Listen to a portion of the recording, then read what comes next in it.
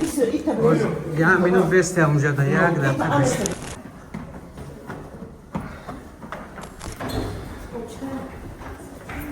بیا جوش سس کن با اونجا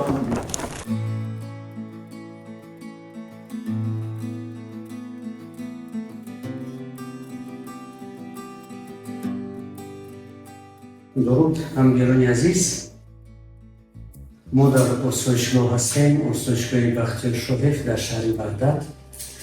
یک چند روز پیش نزد ما آقای فاطمه مراجعت کردن، شوهرشون آوردن شد، ایدون ماشین فرامدن نمیتونست. ما در ویدیوی بالا قید میکنیم ایلا 4 کاسه در آوردن.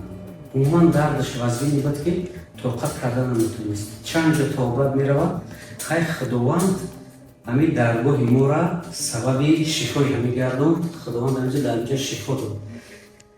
خیلی وزنی بود، ما با مکس مانوالی و با مکس طریقت شکار کردیم.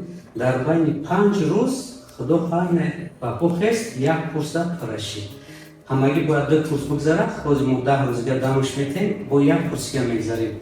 بگذار خود شما بگم کدوم وضعیت بودن بازی چی کنم. سلام علیکم. در وضعیت که بودم که تماما را گشتن نمیتونستم، به اینجا آمدم، طبابتاشون را گرفتم، نقص طبابتاشون در مدت 5 روز رهبردان شدم.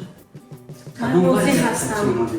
وضعیتی که در بین ادیو پیچون آوردم، همه کسا برشتن. چند روز همی خرزود کشیدیم؟ در 13 روز در یک بعد سریده خور کردم، نقض شدم، اومدم 5 روز دیگه درس خوندم. بعدی 5 روز اینجا اومدم، بعد در مدت 5 روز رهبردان شدم و طبابت نقص گرفتم. همه طبابتشون نقص.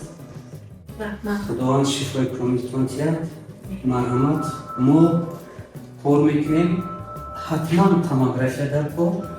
اگر توموگرافی باشه، ما در توموگرافی میبینیم توبت شونده است یا نه، بعد توبت میگیریم.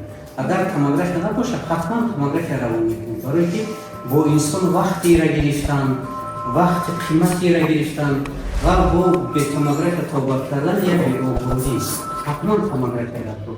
سلامت باشید.